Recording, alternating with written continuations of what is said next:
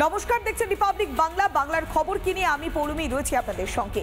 আর শুরুতেই আমাদের এসআইআর এর আপডেটের দিকে নজর রাখতেই হবে, কেননা বিভিন্ন জায়গায় বিভিন্ন অভিযোগ উঠে আসছে। এবার প্রতিবেশীকে বাবা সাজিয়ে ভোটার লিস্টে নাম। কাকদ্বীপের তৃণমূলের জেলা পরিষদের সদস্যের বিরুদ্ধে এবার ভুরি ভুরি অভিযোগ, যা মানতে নারাজ শাসক নেতা। কমিশনের কাছে অভিযোগ দায়ের করা হয়েছে।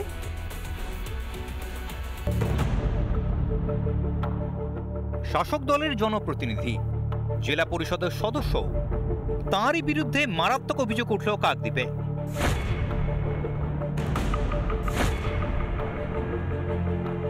কাকদ্বীপের প্রতাপাদিত্য গ্রাম পঞ্চায়েত এলাকার বাসিন্দা বাসুদেব দাস। তার অভিযোগ, 2002 সালে তাঁকে বাবা সাজিয়ে ভোটার তালিকায় নাম তোলেন জেলা পরিষদের সদস্য সঞ্জয় দাস। বর্তমানে এসআইআর আবহে তিনি তা জানতে পারেন। এ নিয়ে বিডিও এসডিও নির্বাচন কমিশনের কাছে অভিযোগ জানিয়েছেন বাসুদেব। সঞ্জয় দাস কেউ নয়? না, উনি আমার কেউ না। উনিকে আমি চিনি না, জানি। উনি জানতে পারলেন কখন?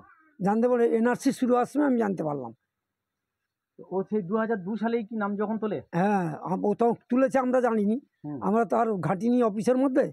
উনি ঘাটছে, উনি জানে। বাসুদেব বাবু আর তার স্ত্রী আতঙ্কে ভুগছেন যে ভবিষ্যতে তাদের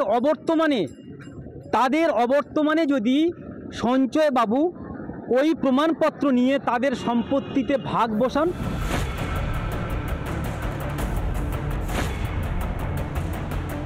এটা গোটা পশ্চিমবঙ্গে এই রকম অবস্থা।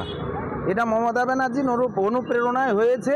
বাসুদেব বাবু একজন সাধারণ গ্রামের মানুষ, তিনি এত কিছু জানেন না।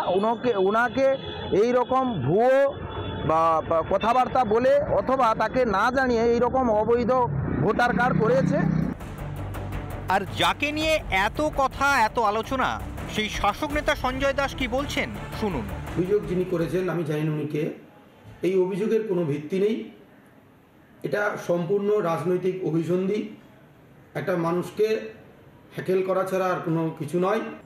কাকতালীয়ভাবে আমার বাবার নাম আর ওনার নাম একই, বাসুদেব দাস। কাকদ্বীপে উনি নয়, এরকম শয়ে শয়ে রয়েছে। কোথাও শ্বশুর হয়ে গেছেন বাবা, কোথাও প্রতিবেশীকে বাবা সাজিয়ে ভোটার তালিকায় নাম তোলার অভিযোগ। এসআইআর এর ধাক্কায় সামনে আসছে একের পর এক কাণ্ড। এবার তালিকায় শাসক নেতার বিরুদ্ধেই অভিযোগ।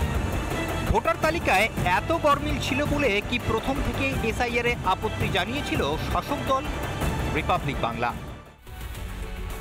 নানা ধরনের কন্টেন্ট দেখার জন্য লাইক করুন, শেয়ার করুন আমাদের ফেসবুক পেজ, সাবস্ক্রাইব করুন আমাদের ইউটিউব চ্যানেল।